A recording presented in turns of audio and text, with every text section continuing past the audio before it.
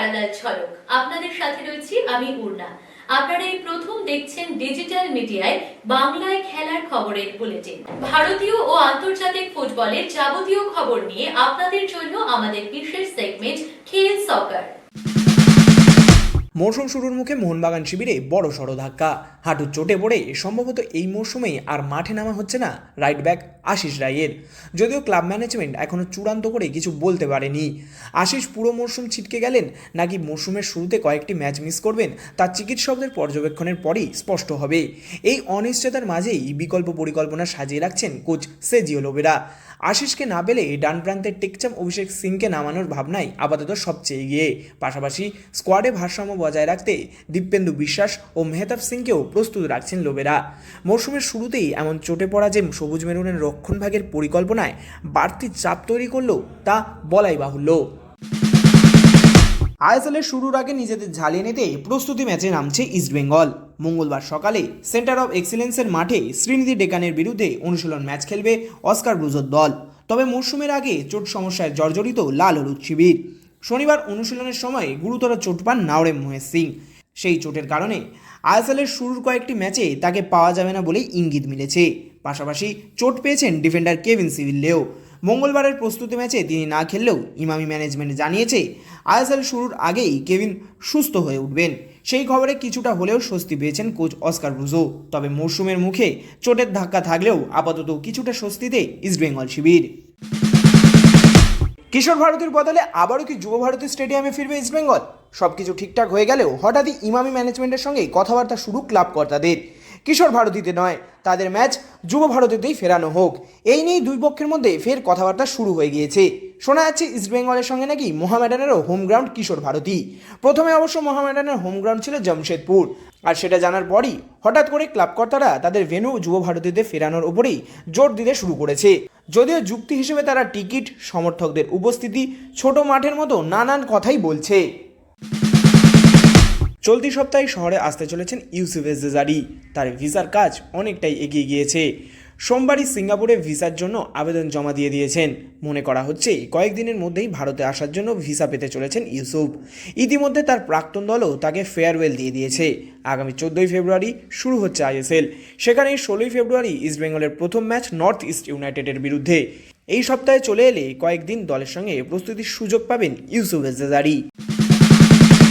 আসন্ন আইএসএলের media partner হলো ফ্যানকোড। সম্প্রচার সত্ত্ব পেল তারা মাত্র 8.62 কোটি টাকায়। কিন্তু তাদের নিজস্ব অ্যাপ থাকলেও টিভি নেই। সেক্ষেত্রে কি টিভিতে দেখা যাবে না 2025-26 মরশুমের আইএসএল? যতদূর শোনা যাচ্ছে তারা নাকি সনি টিভির টাইম স্লট কিনেছে 10 লক্ষ টাকায়। তারা ডিজিটালি দেখালেও টিভিতে দেখা যাবে সনিতে। তবে প্রোডাকশন করবে কলকাতারই একটি কোম্পানি কেপিএস। আইএসএলের খসড়াসূচি হয়ে গেলেও সম্প্রচার করবে কে, এ নিয়েই টেন্ডার ডেকেছিল সর্বভারতীয় ফুটবল ফেডারেশন। তাতে এগিয়ে এসেছিল 7টি কোম্পানি, কেউ সম্প্রচার সত্ত্ব হিসাবে, কেউ আবার প্রোডাকশন কোম্পানি হিসাবে। এর মধ্যে যেমন ছিল ABP, sports work, Jio Hotstar, তেমনই ছিল ফ্যানকোড, টু সার্কেল, কেপিএস, মোনার্চ ও পিআর সলিউশন। এর মধ্যে থেকেই আইএসএলের সম্প্রচার সত্ত্ব পেল ফ্যানকোড। এখন দেখার সনি টিভির কোথায় খেলা দেখা যায়, আর ফ্যানকোডে টাকা দিয়ে খেলা দেখতে হয় কিনা।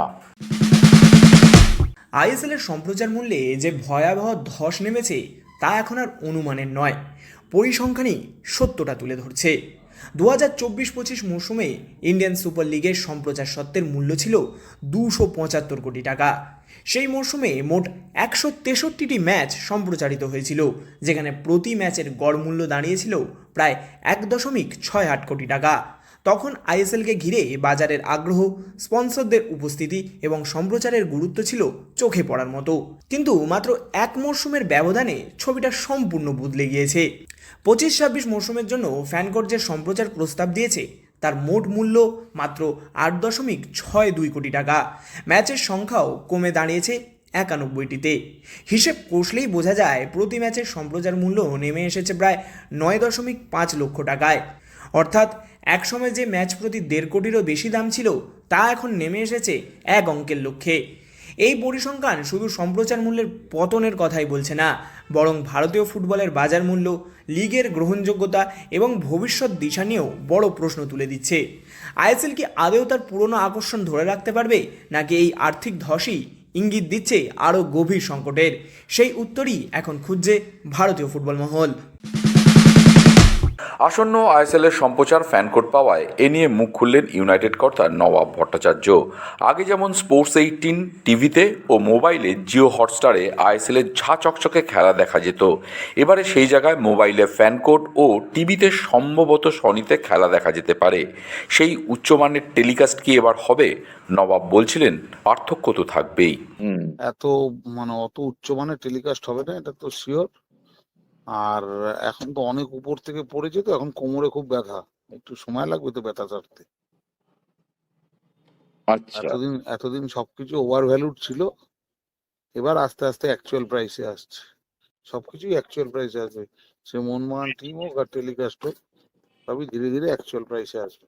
গত বছর টেলিকাস্টের পিছনে খরচ হয়েছিল 275 কোটি টাকা, সেখানে এবার টেলিকাস্ট বাবদ খরচ মাত্র 8.62 কোটি টাকা। দামের তারতম্যের বিচারে যেন শেয়ার বাজারের ধসের মতো। এটাই বা কিভাবে দেখছেন নবাব? নবাব বলছিলেন, এটাই অ্যাকচুয়াল ভারতীয় ফুটবলের মূল্য। এই ভারতীয় ফুটবলের ভ্যালু আগামী 2-3 বছরে এই ভ্যালুটা ক্রমশই বাড়তে থাকবে। আইএসএল এর কোনো কিছুতে এগিয়ে না এলেও মোবাইলে খেলা দেখানোর জন্য বিড করেছিল জিও হটস্টার, দাম দিয়েছিল 5 কোটি টাকা, কিন্তু কোনো সত্ত্বই পায়নি তারা।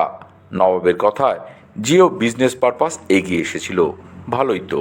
এখন সবাই বিজনেস পারপাসে থাকছে, ভালো, ইয়ের জন্য ভালো, এএফএফ এর জন্য ভালো। এবারে এএফএফ কে তো কিছু ইনভেস্ট করতে হবে, এএফএফ কে স্পন্সর আনতে হবে। এএফএফ যদি ইনভেস্ট করতে পারে, লিগটাকে যদি প্রথম বছর 1-2 বছর ভালোভাবে চালাতে পারে, ভালোভাবে, তবে এদের কতটা ক্ষমতা আছে আমার সেটা নিয়ে সন্দেহ আছে। যদি ভালোভাবে চালাতে পারে তাহলে 1-2 বছরের মধ্যে এই এই টাকাগুলো, টিভি টেলিকাস্ট এইসব টাকাগুলো লিপস অ্যান্ড বাউন্সে বাড়তে পারে। আচ্ছা, 9 কোটি টাকা থেকে 18 কোটি টাকা হওয়া কোনো সমস্যা না, 25 কোটি টাকা হওয়ার সমস্যা না। সেটা যখন তখন হতে পারে, তার জন্য ডিপেন্ড করছে কতটা প্রফেশনালি এরা লিগটা ম্যানেজ করতে পারবে। যেভাবে সন্তোষ ট্রফি চালাচ্ছে এইভাবেই চালাতে থাকলে যে 9 কোটি টাকা দিয়েছে সে 9 কোটি টাকার ক্ষতিপূরণ চাইবে সে। কোনো কিছুতেই মনোপলি ভালো না, এখানেও মনোপলি চলছিল, মনোপলি ভালো না। তার থেকে অ্যাকচুয়ালি এএফএফ যদি এফিসিয়েন্ট হতো তাহলে এত চিন্তার কিছু ছিল না। যেভাবে সন্তোষ ট্রফি করছে, একটা ভারতবর্ষের মধ্যে একটা লজ্জাজনক পরিস্থিতি। হ্যাঁ, তো সেইভাবেই যদি আই লিগ আবার আইএসএল ইন্ডিয়ান ফুটবল লিগ চালাতে চায় তাহলে কপালে দুঃখ আছে। আইএসএল এর সম্প্রচার সত্ত্ব পেল ফ্যান কোড। রিলায়েন্সের এত বছরের সম্প্রচারের পর নতুন কোনো সংস্থার হাতে এবার আইএসএল। তাতে কি এবারের ফেডারেশনের লিগ ঠিকমতো চলতে পারবে? নতুন সংস্থার কাছেও যে বড় চ্যালেঞ্জ। আইএসএল এর মিডিয়া রাইটস টেন্ডার প্রক্রিয়ায় ঠিক হয়ে যাওয়া নিয়ে কি বলছেন প্রাক্তন ফেডারেশন সহসভাপতি সুব্রত দত্ত? কোনো খেলার ভিজিবিলিটিটাই আসল, কারণ সেই খেলাটার যদি ভিজিবিলিটিটা না থাকে তাহলে কোনো স্পন্সর সেই খেলার দিকে আকর্ষিত হয় না। এবং শুধু ভিজিবিলিটি দেখলে হবে না, তার সাথে সাথে সেই খেলাটার প্রমোশনও চাই। আজকে আইএসএল এ প্রচুর প্রমোশন হতো, আমরা দেখতাম যে বিভিন্ন মিডিয়াতে প্রচন্ড ভাবে প্রমোট করা হতো আইএসএল কে, যার জন্য আইএসএল খুব জনপ্রিয়তা পেয়েছিল সারা পৃথিবীতে। এবং একটা সময় বলা হতো যে 4th পপুলার লিগ হচ্ছে আইএসএল। তো শুধু যে সম্প্রচার তার তো দরকারই, সম্প্রচারের কোয়ালিটিও দরকার। এবং সেই কোয়ালিটি যদি ভালো থাকে এবং ভালো ভাবে যদি সম্প্রচারটা হয় এবং সেই ভিজিবিলিটিটা যদি ভালো মতো হয়, এই নয় যে কোনো রকমে মোবাইলে দেখা যাচ্ছে, টেলিভিশনের পর্দায় দেখা যাচ্ছে না, বিগ ফরম্যাটে দেখা যাচ্ছে না, শুধুমাত্র মোবাইলে কোনো রকমে দেখানো হচ্ছে, যেটা বোঝাও যাচ্ছে না খেলাটাকে ঠিক রকম ভাবে, তাহলে কোনো লাভ নেই। সুতরাং প্রোডাকশন কোয়ালিটি ভালো হওয়া উচিত, ভালো ডিস্ট্রিবিউশনটা, সম্প্রচারটাও ভালো হওয়া উচিত, ভালো প্ল্যাটফর্মে হওয়া উচিত, এবং তার সাথে সাথে এই আইএসএল এর ভালো প্রমোশন হওয়া উচিত, যাতে এর জনপ্রিয়তাটা অটুট থাকে, বেশি করে লোক দেখে এটা, শুধু মাঠে গিয়ে নয়, ইলেকট্রনিক মিডিয়াতে বা ডিজিটাল মিডিয়াতে যেন ভালো করে দেখে, এইগুলোকে এনশিওর করতে হয়। তো আমরা আশা করব যে প্যান কোড ঠিক রকম ডিস্ট্রিবিউশন করবে, স্ট্রিমিং করবে, এবং প্রোডাকশনটাও ভালো কোয়ালিটির হবে, এবং তার সাথে সাথে ভালো প্রচার হবে আইএসএল এর, যাতে সবাই আইএসএল নিয়ে মেতে ওঠে। তবেই ভারতীয় ফুটবল এগোবে, তবেই ভারতীয় ফুটবলের যে এই আইএসএল এর সার্থকতাটা পাবে। সকলেই জানতে চায় খেলা যেমন ঝকঝকে দেখাবে কিনা তেমনই রিজিওনাল ল্যাঙ্গুয়েজে কমেন্ট্রি হবে কিনা। গত বছর পর্যন্ত এফএসডিএল বাংলা সহ বেশ কিছু ভাষায় কমেন্ট্রি হতো, এবারেও সেইভাবে করা কতটা জরুরি, কি বলছেন সুব্রত দত্ত? এবং এটা ঠিকই যে যেখানে 1.5 কোটি টাকার সেখানে কমিয়ে হয়তো, মানে খুব বেশি কমালে 1 কোটিতে কমানো যায়, 9 লক্ষ টাকা পার ম্যাচে কি কোয়ালিটি হবে সে তো মানে বোঝাই যাচ্ছে। সেই এখন আমরা কি দেখবো সেটা ভবিষ্যতই বলে দেবে, যে ওই আই লিগে পারফিউম দিয়ে আই লিগ দেখছি, না সত্যি সত্যি আগেকার সেই আইএসএল দেখছি, যেটাতে স্যুট বুট পরা আইএসএল, সেটা দেখছি। ভারতের ফুটবল প্রেমীদের যদি হৃদয় ছুঁতে হয়, তাহলে তাদের লোকাল ল্যাঙ্গুয়েজেই তাদের সাথে কমিউনিকেট করতে হবে, এবং সেখানে ধারাভাষ্য সেই লোকাল ল্যাঙ্গুয়েজেই হওয়া উচিত যেখানে ফুটবলটা জনপ্রিয়।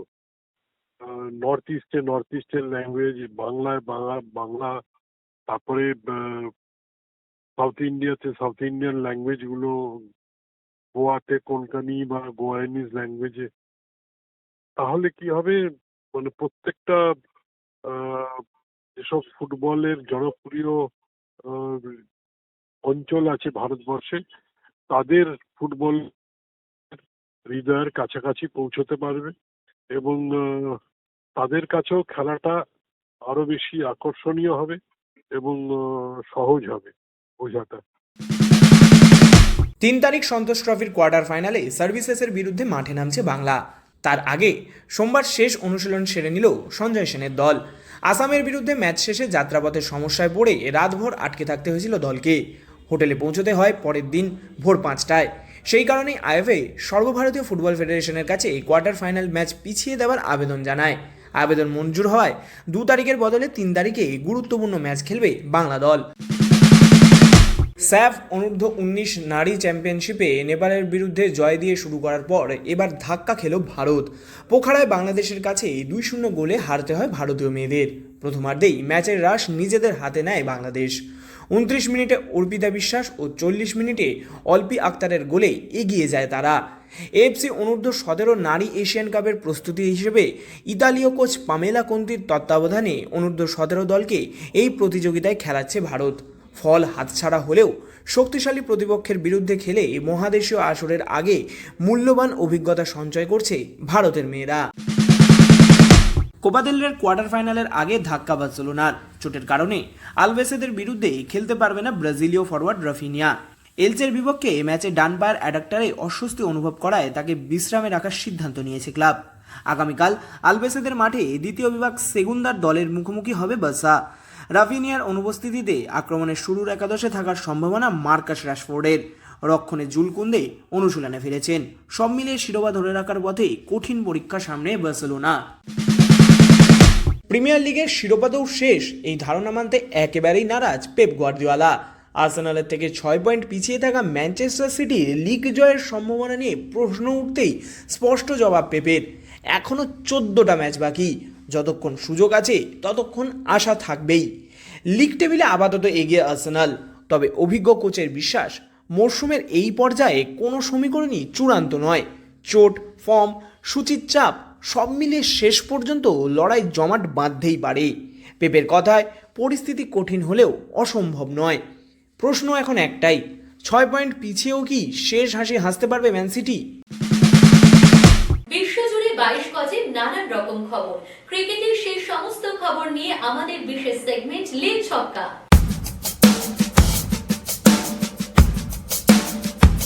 টি-20 বিশ্বকাপে ভারতের বিরুদ্ধে না খেলার সিদ্ধান্ত জানানোর পরই পাকিস্তানের বিরুদ্ধে এবার বড়সড় পদক্ষেপের পথে আইসিসি। পাকিস্তান বিশ্বকাপ খেললেও ভারতের বিরুদ্ধে আগামী 15 ফেব্রুয়ারির ম্যাচ না খেলার কথা জানিয়েছে, আর তাতেই বেশ চটেছে ক্রিকেটের সর্বোচ্চ নিয়ামক সংস্থা আইসিসি। আইসিসির তরফে শোনা যাচ্ছে পাকিস্তান যদি এরকম করে তাহলে তাদের পাকিস্তান সুপার লিগে আন্তর্জাতিক ক্রিকেটারদের খেলার ওপর নিষেধাজ্ঞা জারি করতে পারে। শুধু এটুকুই না, পাশাপাশি এই ম্যাচের সম্প্রচারে যা ক্ষতি হবে সেই অর্থও দিতে বলা হবে পাকিস্তানকে। একই সঙ্গে যে কোনো রকমের দ্বিপাক্ষিক সিরিজ যেখানে পাকিস্তান জড়িত থাকবে সেই সিরিজের ওপরও নিষেধাজ্ঞা জারি করা হবে। পাকিস্তানের পয়েন্ট যেমন কেটে নেওয়া হবে, তেমনি পাকিস্তানের রান রেটের ওপরও বড়সড় প্রভাব পড়বে বলে শোনা যাচ্ছে। চোট সারিয়ে ফের জাতীয় দলের জার্সিতে ফিরছেন তিলক ভার্মা। তবে ম্যাচ ফিট হয়ে ভারতীয় এ দলের হয়ে খেলার নির্দেশ বোর্ডের পক্ষ থেকে। তবে টি-20 বিশ্বকাপের আগে আগামী 4 ফেব্রুয়ারি দক্ষিণ আফ্রিকার বিরুদ্ধে প্রস্তুতি ম্যাচে নামবে টিম ইন্ডিয়া। এই ম্যাচের 15 সদস্যের স্কোয়াডও ঘোষণা করেছে বিসিসিআই। দলের ক্যাপ্টেন হিসেবে বাছা হয়েছে আয়ুষ পদনীকে। তবে বেশি নজর থাকবে তিলক ভার্মা ও রিয়ান পরাগের দিকে, কারণ দুজনেই রিহ্যাব সারিয়ে দলে ফিরেছেন। তিলক, রিয়ান, আয়ুষ ছাড়াও ব্যাটারদের মধ্যে রয়েছেন নমন ধীর, প্রিয়াংশ আর্য, উর্ভিল প্যাটেল, নারায়ণ জগদীশনরা। স্পিন বিভাগে নেতৃত্ব দেবেন রবি বিষ্ণুই। ইতিমধ্যে বিশ্বকাপ থেকে ছিটকে গিয়েছেন অস্ট্রেলিয়ার পেসার প্যাট কামিন্স। শোনা যাচ্ছে আরও এক পেসারকে পাওয়া যাবে না অস্ট্রেলিয়া শিবিরে। অস্ট্রেলিয়া জাতীয় নির্বাচক টনি ডোরেমেইড বলেছেন পেসার জশ হেজেলউডকে বিশ্বকাপের শুরুতে পাওয়া যাবে না। হেজেলউড সিডনিতেই রয়েছেন, দলের সঙ্গে পাকিস্তান যায়নি। পাকিস্তান সিরিজ শেষে শ্রীলঙ্কা যাবে অস্ট্রেলিয়া, সেখানে 11 ফেব্রুয়ারি আয়ারল্যান্ডের বিরুদ্ধে তাদের প্রথম ম্যাচ।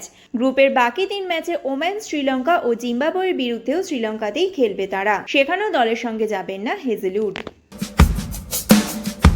ফুটবল ক্রিকেটের বাইরেও খেলার দুনিয়ায় রয়েছে আরো নানা রকমের খবর, আর সেই সব খেলার খবর নিয়ে আমাদের বিশেষ সেগমেন্ট উইং প্লে।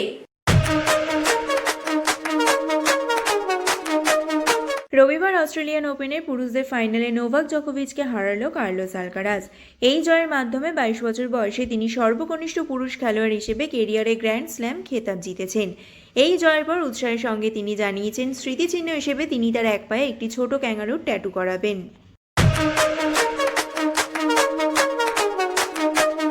রবিবার নয়ডা দিল্লি দাঙ্গলসকে হারালো হরিয়ানা থান্ডার্স। গোটা মরশুমে দুর্দান্ত পারফরমেন্স ধরে রেখে 2026 সালে প্রো রেসলিং লিগ জিতে নিল হরিয়ানা। শেষ বাউটের আগে ফাইনালে স্কোর ছিল 4-4। শেষ বাউটটি ছিল 62 কেজি ক্যাটাগরির। দিল্লির অঞ্জির সাথে মুখোমুখি হয়েছিলেন দুবারের অলিম্পিক পদকজয়ী ইরিনা কোলিয়াডেঙ্কো। শেষে 5-4 ফলাফলে অঞ্জিকে হারালো ইরিনা।